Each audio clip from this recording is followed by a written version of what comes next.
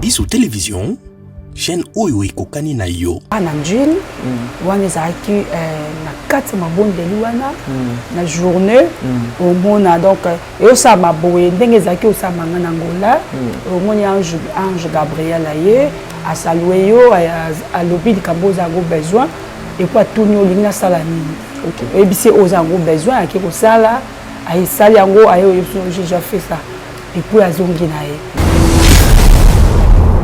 Non, mais diable alandaka toujours bisika où ezope la mwinda. Ok. Ce qui ezope la mwinda te, ya za pe na besoin na yote. Ok. Donc ce qui basa na nzambe baza na ba combat, ba problème ebele parce que diable azomona ke na kati na bango lobiko ezali. Tambola na kati ya masumu eza mwa passe pour monoko na ekoma na lito ya nzambe. D'abord faut masumu na yo ezala effacer. Il faut banana en étape à masumu.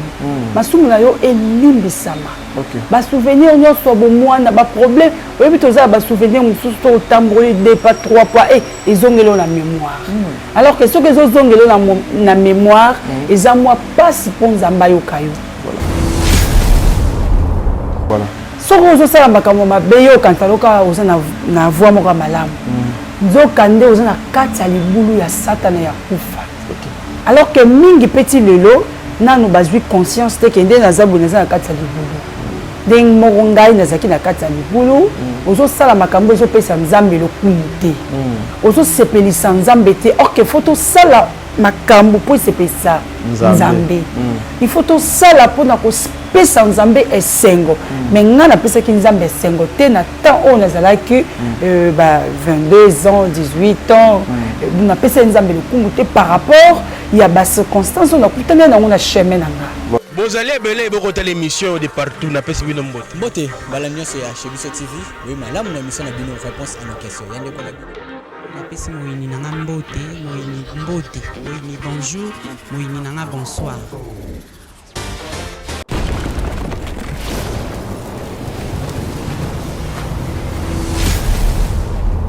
Chez Biso Télévision, chaîne Oyo Ekokani na yo. Cabinet de santé nationale puissante chez Dr Cathy Munga. Comment nangai sœur Cathy Munga, nazali naturothérapeute, nazali kosunga bandeko bazali na bokono ndenge na ndenge au moyen de plantes naturelles. Bandeko bazana ba problème ya ba hémorroïdes interne tout comme externe, infection urinaire, prostate, azoospermite, obota ezalité, rhumatisme, nerf sciatique, gouttes, règles douloureuses, glaucome, vision floue, motopathie intense, sinusite. Awa nazana kati ya laboratoire. Awa nde bisika na séchaka ba plante, banzete, ba makasa ya ndenge na ndenge, depo nanga yango yo esika na salaka ba formule na ba solution nanga. Merci na équipe mobimba ya maison chez Cathy, en particulier Joyce Bolaba. Tozali bongo na commune ya Ngaliema, quartier Kinsuka Pêcheur, avenue Maïndombe, numéro 99. Référence carrière Kari Grèce. Le biko na bino et sengo na biso. Mbote na balandi nyonso chez Biso Télévision premier. Boye imala mon émission na bino ezalaka produit par madame la prophétesse maman Fabiola Mbemba oyo bino boyebi l'instrument de l'Éternel, celle que le bon Dieu utilise pour ko memela biso la bonne parole. Voilà lelo ya motwe ezali ke mosali na nzambe instrument oyo ya nkolo azu message moko ya mutuya pona o etali ekolo Congo. Voilà pourquoi alobiete aluka a partager makanisi na ye ensemble na bino na émission oyo to solo la nano yango to yeto solo la nano na musali na nzambe aluka apesa message na ye important pour que les enfants de Dieu bazwa part na bango et pourquoi pas les autorités ya mboka Congo bazwa pe ba précaution ba nini bakoki ko sala par rapport ya message ya nzambe parce que lorsque le bon Dieu alobaka pamba te musali na nzambe mbote maman. Mbote papa Lazi. Boni santé. Oui, Nangola Nzambe, ça va. Voilà, nayebi ke olobaka na moi douceur, na moi semaine soko sunga biso mo mongongo za moi likolo po micro son ekota malam. Mikolo utaki koleka na mona kio na Afrique du Sud na bengi olobite tadi nazali na Afrique du Sud ezaki ka pona ba soin ou mosala nzambe nde benga ki okote. Non, c'était juste un repos. Tellement de travail qui trop. Bateau bataille qui va venir il y a le 31. Mais ça qui vraiment fatigué. Ok. Nazao quand même pas donc tout est bête qui n'a ma casse. Et c'est bien appelé ma mwanda. On a senga qui nankolo ceux qui n'a pas occupé ma libanda moi mukie. De yanguna qui n'a coupé ma et pour ne que zongalanga. Voilà, Nzambe a salé la kayo mingi, madame la prophétesse. Est-ce que au kumba biso na moi le sambo pour que baye bakozo libako kolanda émission oyo ba bénéficier na grâce au Nzambe à chakati na yo. Tout bon délit. Merci. Merci éternel Dieu de grâce. Yahweh tu élevé grandeur na yo. Papa na to sengi puissance. Et présence na yo et ça la absence totale il y a diable du début jusqu'à la fin. Bon Nzambe na yo et conduire biso. Na kombo na Yesu. Amen. Amen. Voilà. Message à Motuya o Nzambe a pesi biso mokolo alelo o Nzambe alakisi yo ezali nini pour que bana na Nzambe bazwa part na bango ba me ko comprendre que lelo maman telemi na micro po apesa biso message kingandi. Merci beaucoup. Na ko pesa message nanga et pas bana na Nzambe nyonso. OK. Peuple congolais nyonso. Nzambe atalisa kinga na vision moko ezalaki mercredi soir et namonaki trouble makasi na kati ekolo Congo, trouble moko en tout cas ezalaki trouble mutu azalaki kokende na nzela na ye oyo ake nzela na ye oyo pe nzela mosusu na kati ya vision wana namonaki yango lokola na se ya pont Matete batu bazo kota na se wana ya pont alors que batu vraiment bazaki donc mutako simba mwana zate mutako simba pe likolo azate débrouillez-vous et na likolo ya pont drapeau ya Congo ezaki kopepa ezaki moko te ezaki mibale moko na gauche moko na droite ezopepa donc elikolo ba que même na kati ya difficulté même na kati ya problème mboka na biso Congo ekotika la jamais kokoya parce que Nzambe aza na biso elongo ma maison est une maison de prière mboka na biso Congo ezali ndaku ya losambo yango na kopesa message na bana na Nzambe nyonso totia ekolo Congo na maboko na Nzambe to bonde la trouble nyonso oyo moyini azo préparer ekokisama te surtout na ba est nazo senga na ba salle na Nzambe même aux intercesseurs kozanga te pona ko intercéder pona mboka na biso en tout cas trouble wana na mona mbala liboso te na mona ngo trop yango lelo na ye liboso ya ndaku na yo bureau na yo partout bisko ko ya ba message oyo même aux libanda mboka o ezali mabele pe mboka na yo bondela Nzambe a dosé nyonso o mweni satan zo préparer ezala nul et sans effet et tozanga te kotika mokonzi ya mboka na maboko na Nzambe po ete Nzambe asunga ye amema oyo Nzambe apesi ye comme bateau kino na suka na yango na kombo na Yesu asima. Siko mais message wana mama ngana biso toi na besoin na bandeko bazolanda pas mais comprendre donc le comment parce que lorsque le bon Dieu appelle ça vision yemo ko appelle ça na provision na yango voilà et quand il donne ba jaria ba message wana ba garde fou nini oyo bino yomotu au kotaka en contact avec le Saint-Esprit par rapport à appartenance na yo na nkolo nini oye akoka kikolo ba ete bana nanga bozwa ba garde fou oyo bocha pour éviter que le mal oyo nazo viser et comme la bino na mboka ya Congo. Ah oui, merci beaucoup papa Dadi. Le bosso après ça kinga mokanda na Isaïe 56 premier verset à 12.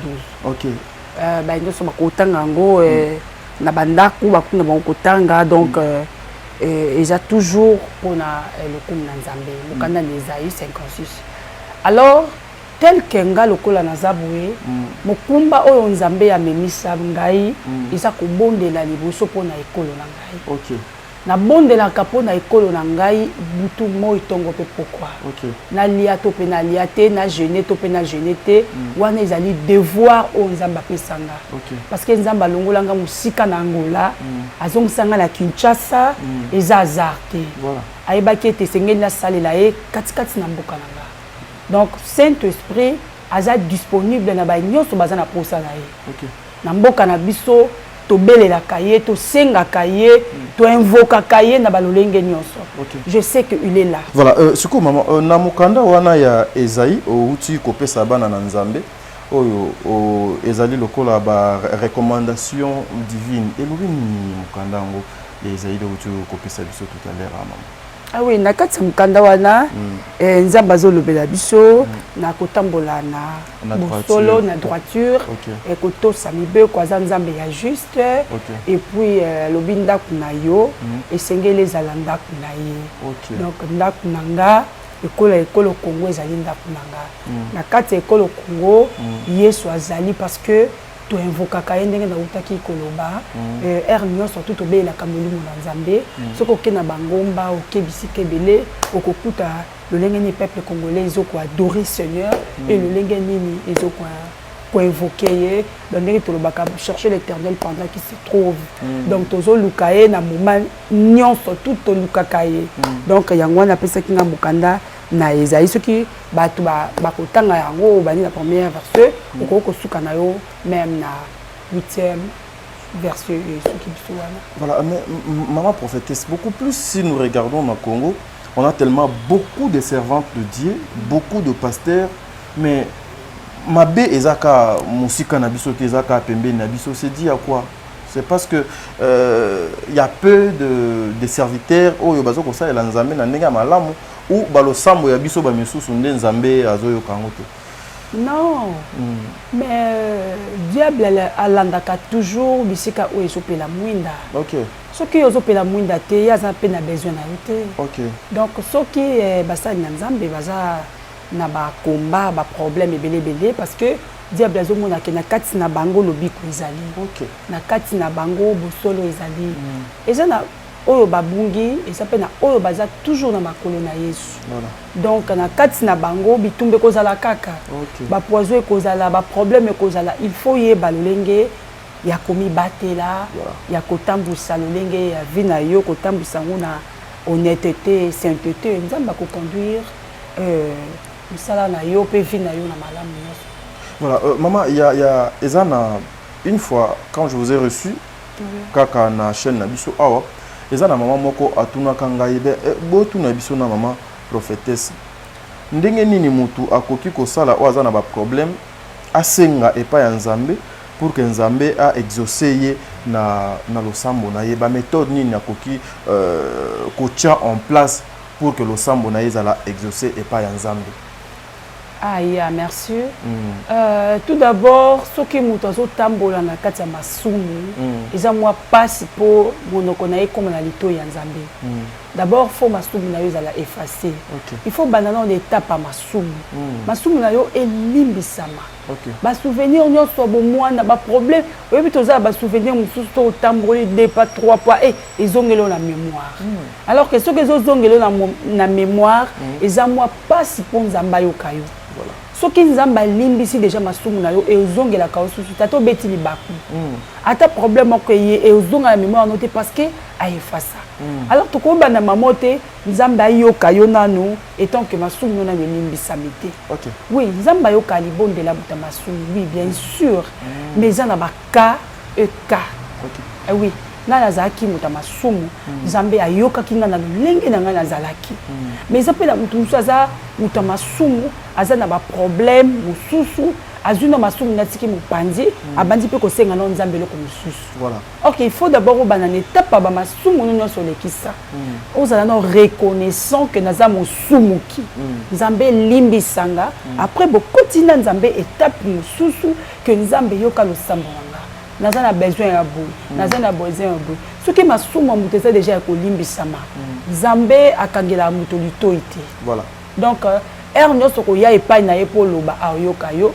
pe akosala oyo motema na yo eza nango besoin po kombo na ye ekumisama Voilà. Maman, parce que ebele pe lelo ba zwaka peli baku ya kolanda émission wana te. Olobi ete ozalaki moto ya masumu. Mini pe bakotuna azalaka moto ya masumu abanda kosala nini po lelo akoma oye donc akomi. Est-ce que na 5 minutes okoki ko faire voir bana na nzambe bisika nini nzambe azwayo pe ndenge donc akomi sur lelo? Soki moto azotambola na vie ya kobanga nzambe te oza mosumuki. OK. Donc nazaki kotambola lolenge oyo ezali kopesa nzambe lokumu te. Opedo ebele pe peut-être ti lelo bazotambola bongo. Si. Oyo pe mingi ti lelo baza na kati ya ignorance. Voilà. Soki ozosala makambo mabe yo okanta loka oza na voix moko ya malamu. Nzoka nde oza na kati ya libulu ya satana ya kufa. Alors que mingi pe ti lelo nanu bazwi conscience te ke nde naza boye naza na kati ya libulu.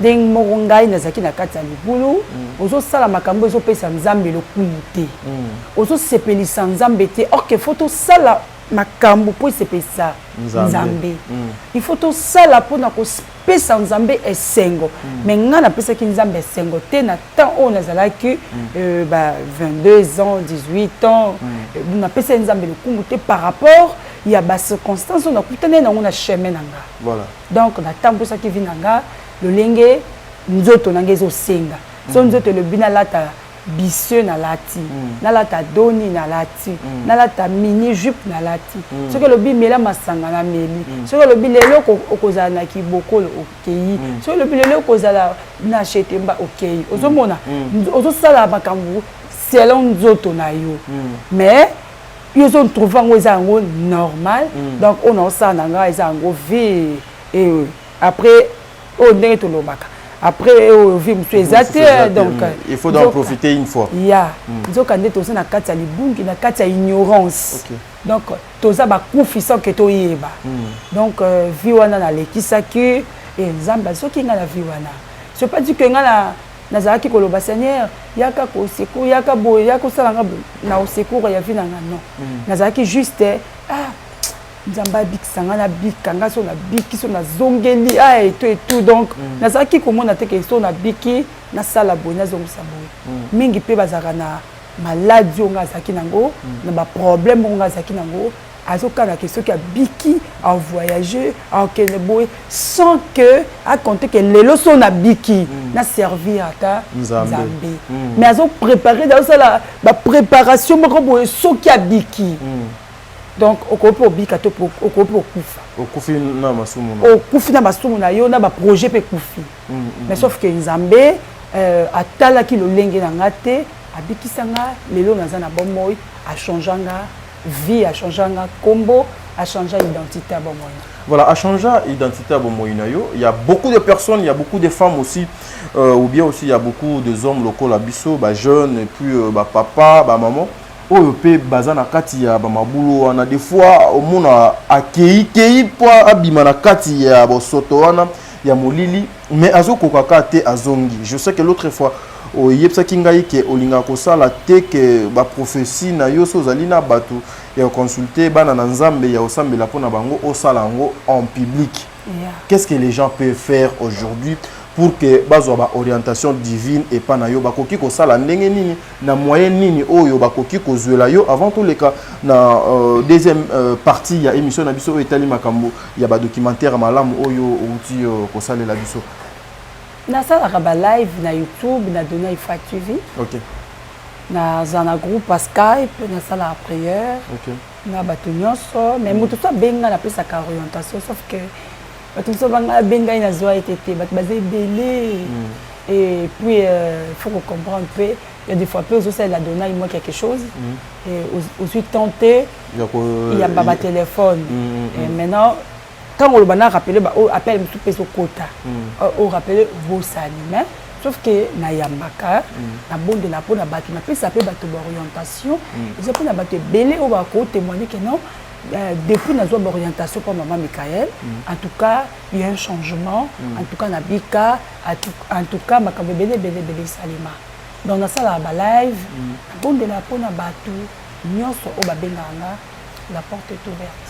numéro à téléphone, je sais avec mon réalisateur exaucé, nous allons mettre le numéro de téléphone pour permettre Naba Nananza Menyoso Bazo à maman Fabiola. J'en profite pour dire un grand merci à maman Zozo, la femme de papa Nonavakala Nzinga. Bientôt nous serons à Kinshasa. Un grand merci à maman Deborah Lubanda Kilo Amer à Calgary. Un grand merci à maman Aimé Mbenga et depuis Suède. Un grand merci à Viso Lekandi Mabia Anselme Élisée Boiti. Un grand merci à maman Bijoulonja, maman Mami Mavungu, la servante de Dieu Yeyo, maman Mami Zozo. Je pense que l'autre fois au Benga Kinga au Lobakete, tu avais besoin, il y a la servante de Dieu, elle est là, elle est disponible. C'est quoi maman Naibi et pas Nabino loko la Bible et Lobake n'est pas nanda kwa Nzambe ou liboso mosala Nzambe bakindaka maboko pamba te bino pe bokoma ba consultation, il faut ba condition ezala, il faut ba montant moko boye, il faut s'aimer et pas na yo elekaka ndenge nini soki mutu aza na besoin azwa ba orientation ba condition na yo ezalaka nini pour que les gens ba meka kozwa déjà connaissance avant ba poussa na pembeni na non chez moi il y a pas de conditions.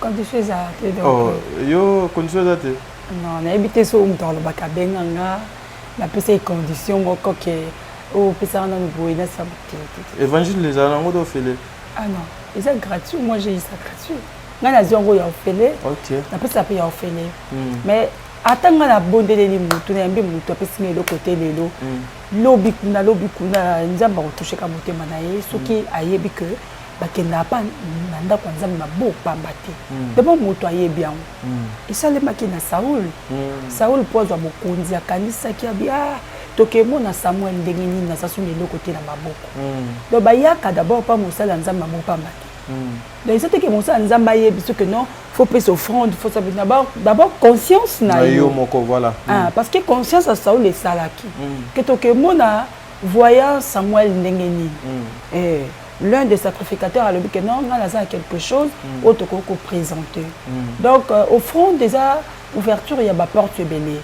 Mais, la sengate que moutava ya pas dans consultation, to prière faut appeler ça offrande non. Mais moutou oyo ya na conscience, ils ont battu belé et belé vraiment a une consultation té. Mais à comelo que maman Michael n'a pas posa ba coordonnées na lingina sunga musala nzambe. Et donc na consulté même pas la bonne de l'IPPO n'a été. Mais à tindi ils ont battu sous a bengio té mais à comelo kaka. Voilà. Et ça qu'on a frère sous donc kika na Congo ba benga na agence moko que non mbongo na yo za fo yo mbongo na nga. Mais où tu vas pe na tindi. Donc to solo n'était na bi moi na yo zango ezate parce que na yebi mutatinza ngote. Voilà. Des moutons tindaki ya kokomate maman nalanda kiyo na chaîne de papa d'adieu ou bien na chaîne na biloka ba botsaka ngai abino na lingi la pambola musala nzambe donc après OK pesa kasi kombo po ba kekuzu au monde na yambi na ngai était la bondi na pona été donc ezala nango mais ba tudé ba comment ko le ba keno ba tsana nzambe ba exijaka te ndeti ngana exija nanga te na senga apete OK mais ce qui ndeti na yebi papa dadi touché OK so ndeti na yebi papa dadi naza musala na usala so papa dadi kabela $1000 na samsa nzambe o pesa nga po orozwa donc po ezambo na na reliate mbongo ya rotia na etonga na nzambe voilà po etomboma mais zate question muta benga mbalbiso kabela boye eza pe nature na ngate. Voilà, maman prophétesse loko la yoza prophétesse moi j'en profite loko la penaza na moko ya ba épée ba sala ka ba prophétie et puis ekokisamaka. Le prophète aujourd'hui kande na utaki oloba et commis avant tout il faut s'aimer avant qu'il y a lobate loko moko il faut s'aimer nzambe alaksinga makambo boye na vie na yo s'aimer autant pour que ngai na bimisa o nzambe achienga kati na yo po yo opambwama. Ezalaka na verset biblique moko et komama bongo ezalaka ba condition o donc pesama ou bien eza ba obligation ya nzambe par rapport ya vision oye ataka kati na bino pona ko sunga biso ba et peut-être misu spirituellement ils a fongwa mati. Non mais on les appelle naé OK. Ils appellent naé nous nous serons jugés. OK. C'est là où tozo sala. OK. Ce qui nzamba ebisa ki avo pesa butu prophétie. Il faut senga na mbongo sala o nzamba ibisa yo. OK, OK. Nkola suka nde bisika makambo royebana. OK, OK. Nkola wale ozala somo, ozala pasi, soki nzamba yebisa yo, ozwi ya ofele, pesa pe ya ofele. Voilà. Sala o nzamba yebisa yo. OK. So nzamba lobi ke frère, avant yo sala boye, loba na luboye ba pesa na mbongo, loba. Yo ne wana eza ndenge nzamba bengela yo. Nkola suka bozalaka yo na nzambi. OK. Et donc c'est un peu ça. Voilà, merci mesdames et messieurs, c'est comme ça tout le canto passé la deuxième étape il y a émission na biso ya to solo ngo to vraiment to solo na maman prophétesse Moussali Nankolo, l'instrument de l'Éternel. Elle est parmi pour ne pas pour le bakenon ba grande dame oyo Nzambe a utilisé mais elle est parmi les servantes de Dieu oyo ba servaka Nzambe na motema moko. Voilà, maman to betana li solo il y a ba documentaire oyo je pense que ensemble bazo comme on a déjà moi d'extrait il y a ba vidéo moi ba extrait air to lo ba boye moi ba extrait wana ezoleka bandeko bazo comme on a même ata moi bilo moi il y a 1 seconde 2 3 4 secondes pour na bato bazo ata ya ko copier yango te bazo mona ndenge ezokoleka idée oyo ozoli yango wapi inspiration oh sincèrement c'est la toute première fois pour na vie na ngai na mona yango air na ye na ndako na zui machine na yo na zui temps ya kotala yango j'ai na zui o babenga na français ba char de poule na nzoto makanisi okutolo wapi maman. Bon, ce que ozotambola na Yesu. OK. Nyonso na yo ekozala extraordinaire na miso ya bato. Amen, amen. Parce que Nzambe akotambwisa yo selon ye. Donc nyonso oyo nazosala eza ke Nzambe nde moto azoloba ke non eloko okosala yango boye. OK. Eloko okosala boye okosala boye. OK. Donc tout ce que nazosala eza Dieu moto azokomanda ke sala boye sala boye sala boye sala boye. OK. Donc soki nazwi révélation moko toloba par exemple il y a Dieu d'amour c'était pas moi. Tu vois, au ça la Dieu d'amour. Dieu d'amour, je pense que exaucer boche la biso comme le kona muki hein boche ya belete ya muki ka er mama zoloba bo lexango ka moi likolo wana. OK maman, le Dieu d'amour. Donc Dieu d'amour, tant nzamba pesi na Dieu d'amour. Na saki ngomba moko de bano matangomba pona ke na hôtel na ke kolala wala tuke province moi nda pona ba documentaire ya. Je suis le Dieu d'amour. OK. Abandi maman okoloba. Et puis abandi expliquer au ça Dieu d'amour boy. Ah OK. Ba moko na bandi connoté ndenga yebisa kinga po na za na référence. Ah donc c'est un peu ça. Na la puissance divine eza makambo oyo Nzambe amonisa kinga na 2018. OK. Donc 2018 2019. OK. Nazaki na mabondeli il y a 62 jours na CPK na Njil wana ezalaki na kati mabondeli wana na journée omona donc eosala maboye ndenge ezalaki osamanga na ngola omoni ange Gabriel aye asalue yo alobi likambo oza yango besoin et puis atuni olingi nasala nini oyebisi oza yango besoin ake kosala ayesali yango aye j'ai déjà fait ça. Et puis azongi na ye. Et pour moi la ketango a bengelinga mutu wana mutu ngo pe na minute boye aye. Donc moi la kenana besoin boye ay ange Gabriel toujours ye mutu ya kamingi et puis asali ngo non yango mona sali la puissance divine. OK. Et donc la puissance divine eza emoniseli oyo to pe vision oyo na monaki na 2018 na Kinshasa pour na Kinshasa 2018. OK. Donc na monaki yango na 2018 na Kinshasa donc yango na sali la puissance divine. Donc ça tuwana pe na monaki c'est Jésus revient bientôt. Jésus revient bientôt na sali yango po to milengila to ebake Yesu azozonga. OK. Bato balobaki Yesu depuis lo bazonga te kufa ezali. Ce que kufi lelo sans Jésus-Christ okende wapi. Voilà. On a loba na ba na nga na ba jeune nyonso il faut tozala kokoma mala mitema na biso 100% Jésus-Christ.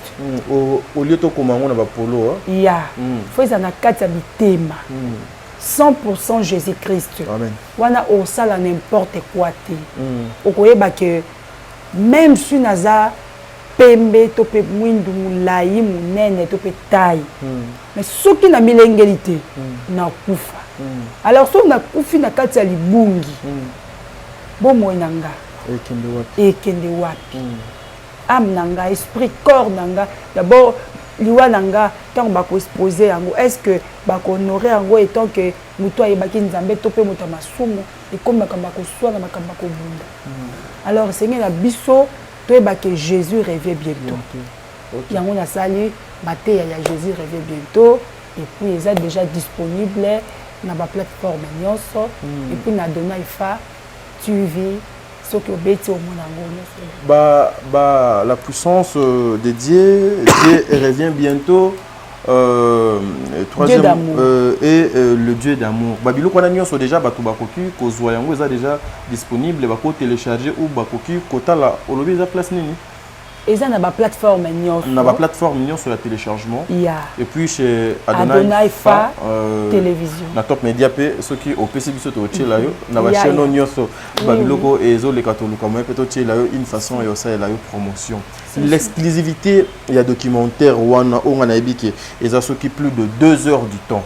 To kozwa yango quand pe ekosalema ndenge nini. C'est à bientôt hein. Bientôt Bokozwango na Amazon. Ok. Bientôt. Hey, maman, au comité na Amazon, c'est que vous êtes bien entouré. Avec Dieu. Ah, ok. Faire au désespoir. Ah, ok. Yeah. Bokozwango na Amazon déjà à partir à lundi. Et vous avez déjà disponible na kati Amazon. Bokozwa Bapolo ya la plus belle histoire. Documentaire, Bobimba, livre, et puis ainsi de suite. Au peut aussi la lisusu, nous avons besoin de carte Amazon. Voilà, bana na nzambe kuna na kati. Ba milengele ndenge nini bako bénéficier na nini makambo za na kati kuna ya documentaire wana. Oh, il faut que les enfants de Dieu puissent bénéficier, puissent découvrir encore babilo kwa sika na ba vie spirituelle na bango po esunga bango ezali nini. O meka ko se communiquer na batwana pour ba milengele déjà ndenge nini à partir ya lundi ba kenda kozwa déjà ba place na bango na Amazon. Le quoi liboso au moins na nzambe nyonso ko bénéficier sur la grâce de Dieu. Amen. Ils ont une grâce oyo nzambe asalinga moto akozala disponible bon nzambe et puis puissance nzambe kolata ye selon maloba ya nzambe. Amen. Oyo nzambe alobaki na ngai ope nzambe azokoba to pe ko continuer na koloba na nga. Donc moi na nzambe nyonso oyo akotala la plus belle histoire de Jésus-Christ. D'abord vie na yo ko changer. Otala bisiko yo uta. Otala libota no lolenge ezali otali ke bino nyonso tu bomelaka masanga tu pe botambolaka mabe mais nzambe na kati na bino na moko o ya kobimisa na lolenge na yo. Amen. Donc nzambe akota bisika nyonso o ya kokota lolenge akoti na libota nanga atalaki identité te adresse te ekolo te famille te. Amen. Ayaki kokota aponi o ye ali. Il fallait apona. Amen. Ba nyonso o ba otala ngo na foi Barubikisama. C'est la parole de Dieu. On est à maloba oyo nzambe aloba nanga que bato nyonso bakotala pe bakoyoka yango na kondima nyonso bakobikisama. On est à maloba oyo euti pas maman Mikalte. Mais euti et pas le Dieu tout puissant notre Seigneur Jésus-Christ. Amen. Bato nyonso oyo bakoyamba yango lokola maloba ya mokonzi bakobikisama. Amen. Na kombo na Yesu. Voilà, bana na nzambe, je pense que tozwa kaka ba par na biso par rapport ya ba orientation au nzambe azokotia na minoko ya basali na ye pe na banzela ya misala o bango bazo kosalela biso. Voilà, madame Michael, maman Fabiola Mbemba yeyo, si vous avez besoin il y a ba prière, si vous avez des problèmes spirituels, elle est là justement pour vous, pour que accompagner bino na ba couple na bino na ba misala na bino na ba famille na bino na ba ndaku na bino pe na ba bisika nyonso o bino bokozala na besoin ya losambo. Peut-être tu as essayé beaucoup de Dieu, peut-être tu as essayé avec beaucoup des hommes de Dieu, peut-être tu as été déçu, peut-être au comment qui au bout tu te disais que nos sambe la dissouté tozalaka na nzambe moko, mais toute personne tes serviteurs n'y sont nzambe azalaka na façon à ça la nzambe na ye. Essaye le Dieu de maman Michael. Moi je expérimenté, j'ai essayé et yanga je garde ça le col à secret. Yekaka yebi qu'est-ce qu'elle est en train de faire pour moi nzambe alola maman Michael. Bana nzambe ba meka ko comprendre nini parce que moi tous aurait temps et belé zaté, je vous informe que maman a zappé éprouvé, mais au moins à salina nous devoir on nzambe a tindaye on nzambe a pesaye a wilsinan ko lié sabana nzambe ale sabana nzambe makama matanga na day oyo ezana se akotala yango sima bana nzambe ba comprendre nini pe lelo ba bikisama na ndenge nini maman naza besoin au pambola bana nzambe olobela bango maloba malamu ba oyo ba croyaka vraiment na la bonne parole oyo nzambe atiaka kati na bino. Merci beaucoup. D'abord moi nzambe nyoso ameka ko kanga liloba oyo maloba oyo balobaka ke tuna teza na tuna. Amen. Mutape sa valeur na vie amuto nzambe. Tika na tongo alelo nzamba peso valeur. Na butu oyo kolande mission oyo nzamba peso valeur. Peu importe il y a temps, il y a moment, il y a des problèmes aux lekisa. Mais tika nzambe a ses souvenirs atana molamu moko bakoko ya bakoko na yo basalela ye ape sa valeur na libota na yo na kombo na Yesu Masia. Amen. Dernier mot na yo maman que c'est toi ka bona kalate.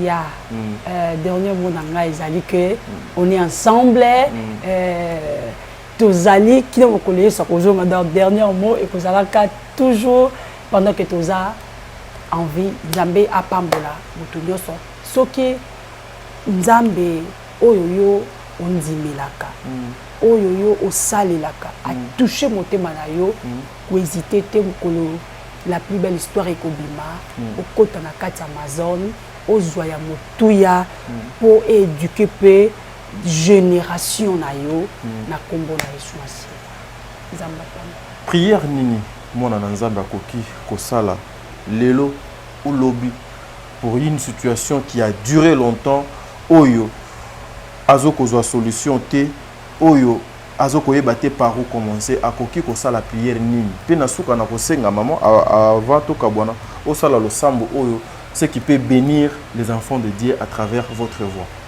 Ah merci ya liboso oyo mwana nzambe akoki kosala esenge d'abord ozala reconnaissant. Okay. La mission nzambe. So mutaza reconnaissant ou reconnaissante. Ako pesa liboso nzambe merci quelle que soit difficulté.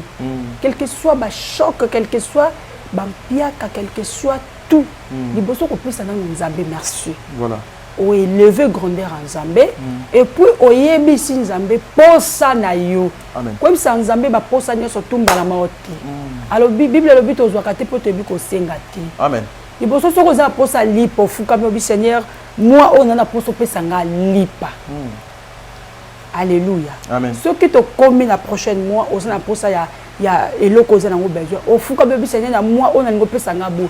Ce que lingi na année, apeso biloko ils ont besoin comme la nzambe lettre, n'hésitez pas. Au Seigneur on a besoin d'année 2021. Au salé la ngabo, au salé la ngabo, au salé la ngabo. Au signé et envoyé par Jésus-Christ de Nazareth. Au tiango te la kacha Biblia na yo et au mona prière na oyo sali na ordre nyonso et ko kokisa makaka lolenge wana. Ce que yo bi Seigneur pesa ngabo toza ebele atia déjà église moko ya munene bi yo ke église mo baba o senganga ba o benganga.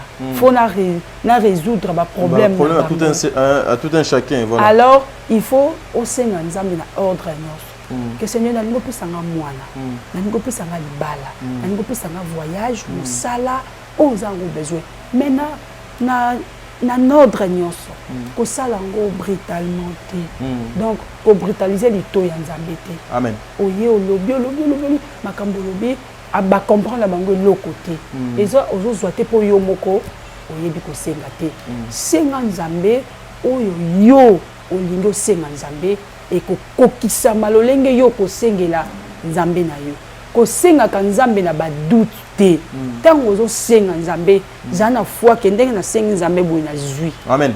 eloko moko nzambe ayebisanga lobi kosenga moto ya mokili te mpo lobi akoignore yo akokritike yo mais sengaka nga. Amen. Pendant que nasengaka nzambe nazala jamais déçu. Amen. Tosali documentaire na miracle ya nzambe. Amen. Donc tosali yango na foi. Tosali documentaire na kondima. OK. Na foi na miracle. La moto nyonso tout oya kotala oya kosenga pa nzambe na kondima nyonso tout akozwa. Voilà. Bah, ça l'année parce que au moni internet est libre vaste, Amazon est tellement monene. Bah nananza mais bah ça l'année pour que bah meka ko télécharger pe bah meka ko landa documentaire au YouTube bango pour bah luka moyen bah bénéficier la grâce divine. Non, documentaire na totie mais autotie c'est la puissance divine. Il y a bas sous-titrage. OK. Dieu d'amour, Jésus revient bientôt. OK. Wana soku ta koti na Google, abeti Michael Fabio Lambemba, na bili ba moko. Donc la plateforme voilà, pour expliquer en fait les enfants de Dieu, si vous allez sur Google, au Betikaka Michael Fabiola Mbemba. Michael Fabiola Mbemba. So Betty Oromona maman.